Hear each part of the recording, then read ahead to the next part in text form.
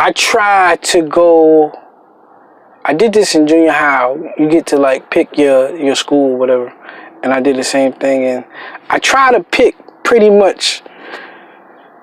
In a sense, I try to pick the furthest school from my house, so nobody would know me. I've always been. I want my own name, my own reputation. I don't want no family or friends to be like, oh, that's such and such little brother. He cool. Like, no, I wanted to establish myself. Always been like that. And went to high school. Met good people.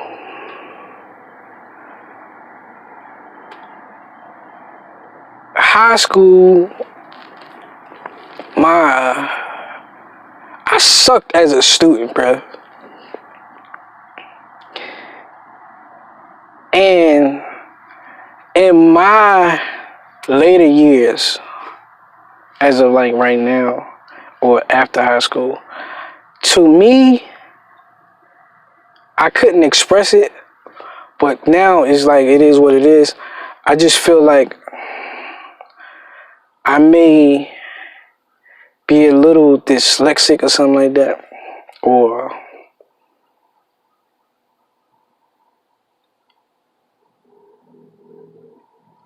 maybe I just didn't work hard enough. I always tell people I can't teach myself. I don't know what it is. I know I'm not that great of a reader.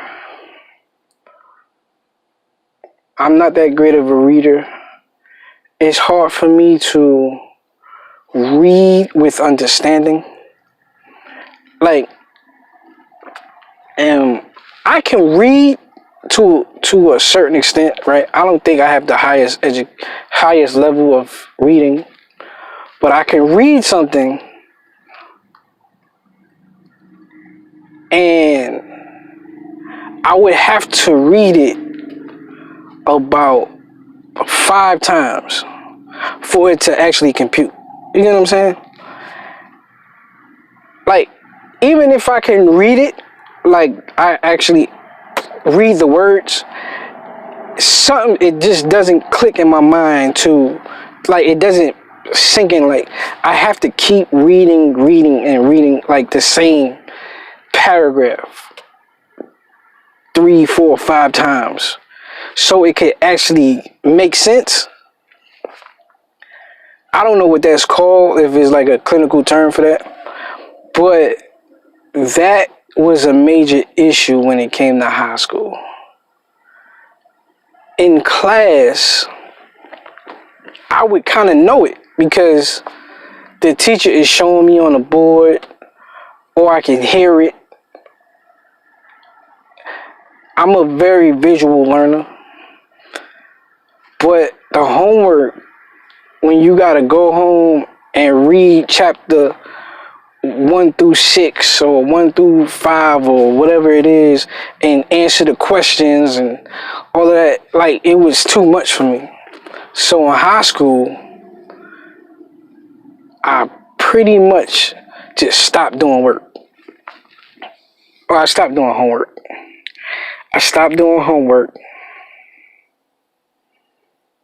For sure. I barely wrote anything down. I did a lot of class participation because that's kind of the only point where I knew some shit. You know what I'm saying? And tests, I think as far as my memory goes, I wasn't greatest at tests, but I was aight. You know what I'm saying? I would be like a 75, 80 type person on tests. I would say about 75 to 80 on average. And that was solely based off of memory. Like I said, I can't teach myself. So the teacher put I used to tell people this. The teacher will put enough information, enough test questions that I can get like a 75, 80.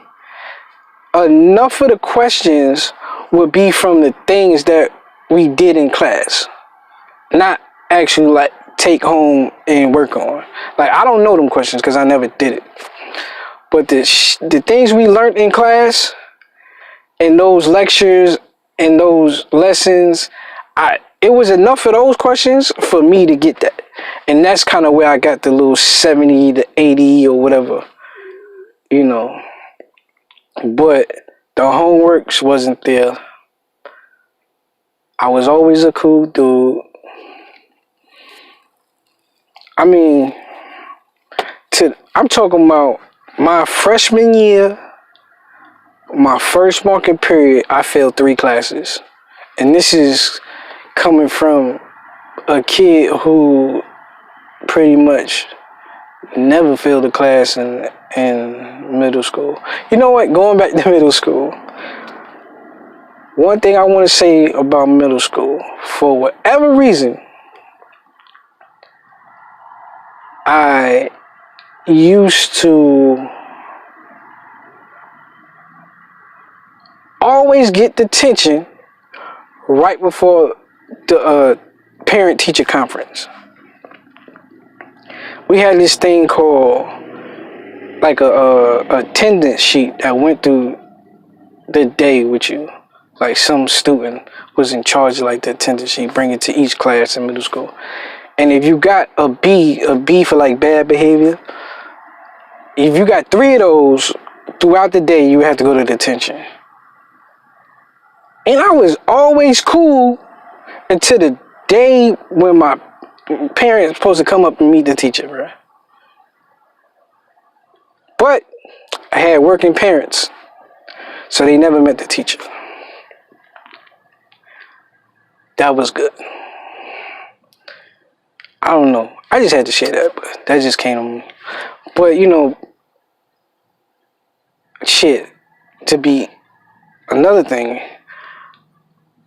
I wasn't a bad kid, but in elementary school, in middle school, and high school only simply because I think I played on the sports team at some point. That I've always had a daily behavior report card that I had to go through school with and then get your parents to sign or whatever. I had that in elementary school, in middle school, high school.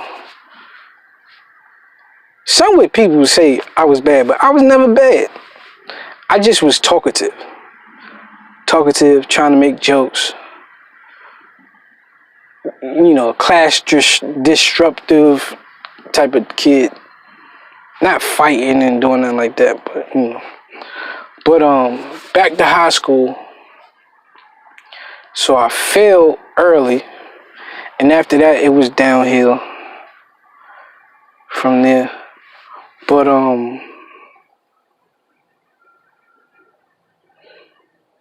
going through high school, I met some good people.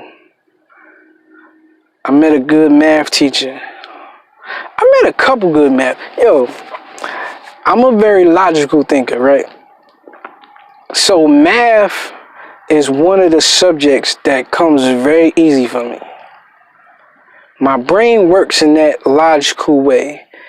And my brain is 1 + 1 = 2. 2 + 2 = 4. And it's constant. And it's the same thing. So I kind of understand it to a point where it's very like that for me. And now that I think about it, all my math teachers was pretty cool with me, yo. I'm not saying no names, but I know some names, man. But my one teacher, he was good people's, yo. I always got love for him. And for whatever reason, when I got to about junior year and senior year, or whatever it was, maybe before that, we was always good, and he used to offer me jobs and shit, whatever that was about. But he used to offer me jobs, and he used to be like, "Yo, do you want to be this and do you want to do that?" And I don't know why he used to do that, but he used to do that. And yo, I was a cool dude, man. My Spanish teacher, shout out to him. I always tell people about my Spanish teacher, man. He that was love. That was love, yo. He passed me, yo. I kept failing Spanish. I failed Spanish up until junior year. I was stuck in Spanish 1 and 2. Shit, it just wasn't computing at all. Spanish was not computing with me. That's why I am how I am with my daughter now. I want to get her a tutor and all that. But you know, in my particular high school, it was a small high school. So it was like if you failed Spanish 1, you automatically went to Spanish 2. Because it's not enough students to like reteach Spanish 1 again. So you gotta fail Spanish 1, you automatically go to Spanish 2. Then even if you pass or fail, if you pass, you still have to take over Spanish 1. So you may have, then the next year or the next semester, you might have Spanish 3 and then still go to Spanish 1. You know what I'm saying? So I kept feeling it. Like Spanish 1 and 2, I failed it the whole year. So junior year, I failed Spanish 1 again. Spanish 2 comes. Or something, you know. He ended up passing me for both. Or somehow, throughout the mix of from freshman, sophomore to junior year, somehow I end up passing Spanish 1 and 2. Because you had to pass Spanish 1 and 2. Or 3 and 4. Or some, I don't know what it was. But he ended up passing me, yo. And I give him love because on the test, you're supposed to, it was like English words, and you're supposed to, the answer was the Spanish word of that English word. Or it was a picture, like saying like, it's cold. Like the picture would be like, it's cold outside. So you're supposed to put, it's cold, like Frio or whatever it's called. And you're supposed to write that. Now, the only thing I wrote on that paper in Spanish was nothing. I wrote everything on that paper in English. My name, obviously, because so he would know it was me. But my name and every answer I gave was English. I just wrote, it's cold, it's hot, and whatever it was, yo. And he gave me like an 80. And I guess he was just tired of seeing me, bro. And I guess he was like, to me, I just explained it to people. He just knew I wasn't gonna get it. It's just hopeless for this dude. It's just not, it's not in the cards for this. Listen, he could just go through life not knowing Spanish. It's not gonna work. So he ended up passing me with like an 80. Like an 80 on the test. And then he ended up giving me like a 65 in the class. So, shout out to him. Another gem, I want to say she was my finance teacher. She kind of got me, bro. Like, she showed me love. She showed me love. I remember her because she called me to the class, up to the front of the class after the class ending, about to end or whatever, the bell's about to ring. And she goes, yo, Brian, I don't never see you write nothing down. I don't never see you handing your work.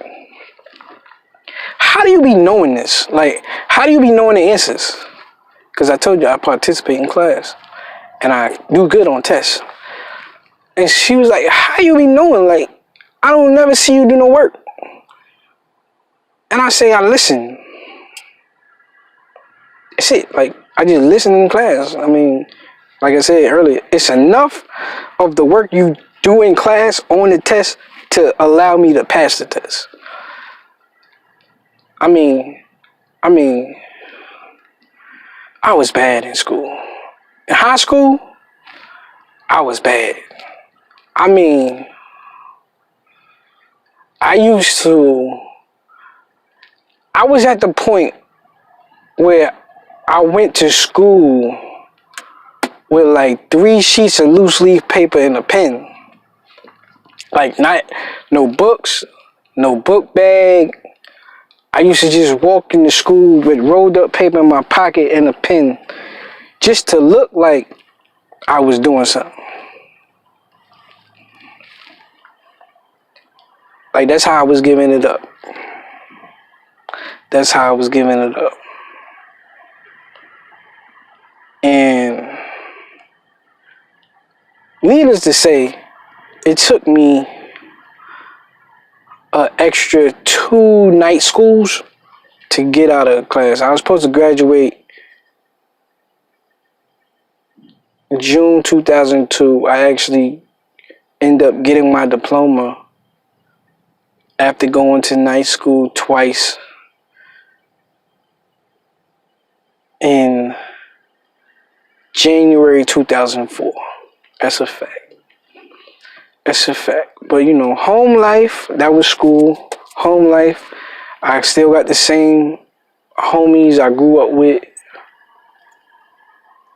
You know, back in middle school, I want to say middle school, homies from the hood, you know, people I already knew through growing up. However, I knew them just being around the block. They was walking through, I don't know if it was middle school or high school. At some point, they seen me on the block. I was by myself. And they was like, yo, Brian, what are you doing? I was like, chilling. They was like, yo, just roll with us. So I've been rolling with them ever since. They know who that is. You know, I'm not very much of a name type person. But I've been rolling with them ever since. They the homies to this day. With them, I've been through whatever I've been through. Like I said, I don't think I've been through a lot. I haven't been through a lot of hood things, because, I mean, just because you grew up in the hood, everybody don't go through the most hoodest of things. Seen things and whatever, but all my life I've been like a good kid. And as an adult now, I just see it as, you know what? I see it as a kid. We don't know this, but this is hindsight. You could be the man as a kid, or you could suffer as a kid and be alright as an adult. And what I mean by that is, you know, a lot of people who, I mean, like, we grew up in the hood, so we all didn't have the life that we would want. And when we take it into our own hands and, like, sell drugs or get into gangs or whatever that is, a lot of us don't make it out of that, you know. A lot of the people I know did a lot of jail time. They on the run. They've been shot, stabbed. They maybe still in the hood. I mean, there's nothing wrong with that to me, but, you know, they they might have got it as a kid, you know? They might have got it as a kid. And like I said, I came up out of there. I came up out of the hood. I left at the age of 21. Right 2 months before my 22nd birthday. I got up out of there. And I've never been to jail. I've never been stabbed or shot. I never actually even smoked weed. I got a lot of secondhand. Never smoked weed though. I didn't have a lot as a kid. Didn't get girls as a kid like that. Shit, I didn't get girls as an adult, but it is what it is. But you know, I'm married now. I have a daughter, beautiful. And I want to give her everything that I didn't have, you know. At the same time, I'm not going to overdo her. Because I believe that's one of our handicaps that we pass on to our kids. Good and bad, you know. We didn't have much, so we want to do the most for them. And then they grew up being so privileged and spoiled and have a sense of entitlement that they don't even understand the hard work. I mean, it's a double-edged sword. But I'm going to do for her, you know. But, you know, I live a nice, cool life. Ain't nothing spectacular, but, you know, I went through it. Still kind of a loner. Very much, I would say I'm not particularly very family oriented. Like, my family know this. Like, I'm that cousin, I'm the brother, I'm the uncle, I'm the whatever you friend that pretty much you can count on, but you can also count on me not kind of being there. Like, you know, I mean, I don't know if it's good or bad or how it's going to turn out. But this is me. You know, my childhood, the things not being there to where I want to provide for other people. That's where I get that from too. Like today, I do a lot for people. Not a lot in the sense of I do a lot for people. It's like on birthdays, you know, for the people I do it for. For the people I do it for, that's where I get it from. I do it because I didn't get it. So, especially on a birthday, you know, I want to just do. I just want to do. That's just what it's in me. But that's where that's gonna come from. Me being I guess a sort of quote unquote latchkey kid, growing up in New York. Them thoughts gonna come out in these episodes. Those thoughts, especially when I get to that age episode, it's gonna be it. We gonna have to, like Dave Chappelle. How old is 14 really? We gonna have to. It's my thoughts, man. It's my thoughts. It's my thoughts. That relationship, the loner in me. I call myself a loner. You know, I moved to the South in 2006. July 1st, 2006. Technically, that was my move-in date. Technically, I moved June 30th, 2006, because they allowed me to come one day before for free. You know, I ain't have to pay for that day. He let me get the keys, move in on that day. But so officially, I moved in June 30th, 2006. Been going ever since. The hood, I still love it, man. Man, listen. That brings me up. Man, listen. I love New York. I think my sister got an issue with me saying stuff like this. But New York, boy,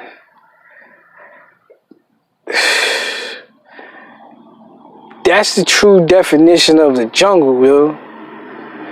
And the reason my sister noticed, I said this to her, and she was like, "You don't like New York?" I love it. I grew up there, like, but you see other places, man. You see other places. In New York, I ain't supposed to grow up like that. You're not supposed to grow up like that. I mean, I get into that.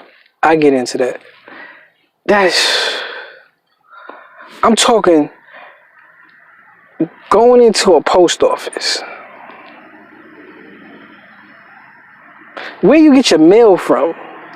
The U.S. government, the post office in the South, right now, today, I could walk into the post office and give the mailman, the mail lady, the mail person my mail.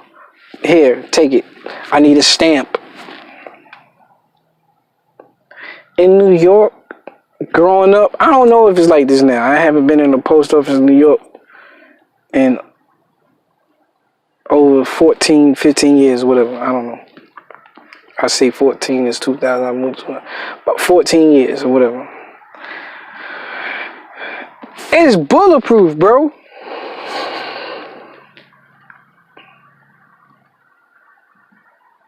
The post office is bulletproof.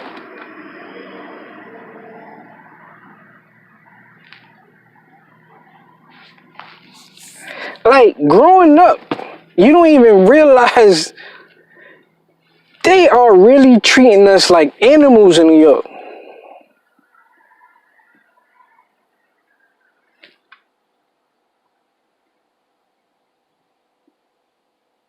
That's what I'm saying.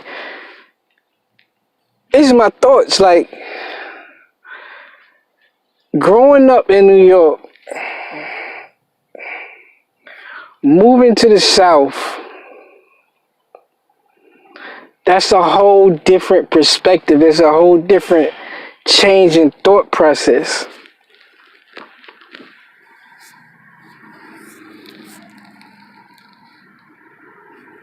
Imagine going to the post office, getting a package,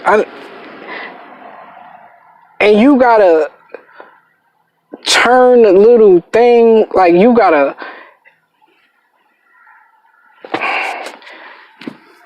close one side to get your packet, so I guess you don't shoot the postman or some shit.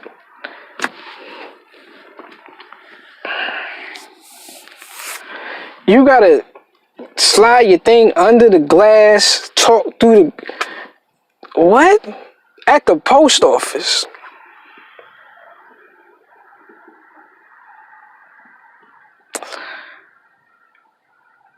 You got bars on the windows. You grow up in the project, there's bars on the windows. All the apartments in the South, no bars on the windows, got screens. Like bars on the window, we're not in jail.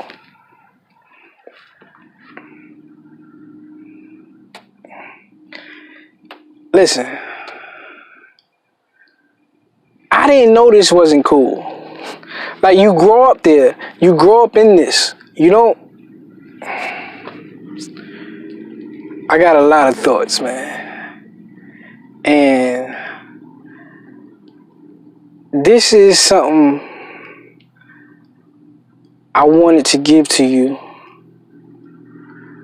so you can like I need you to have some type of foundation. You know what I'm saying? I need you to have some type of foundation. So you know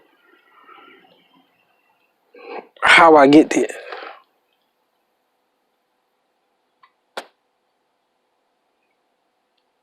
I mean, I think it's a good start. I think it's a good start. I mean, I know you probably have some more questions or whatever, but you need every house to be built gotta have a foundation. It's the foundation. So you understand. So you could kind of understand where the thoughts is coming from. I think a lot. It's hard for me to sleep. I'm one of those brain races even when I'm asleep. This is the worst job to have. This is the worst job to have for a person who thinks a lot. A truck driver. Got nothing but time. Nothing but time.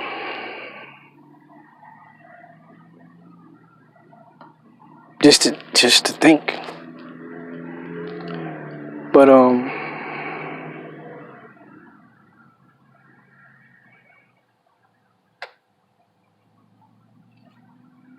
the madman.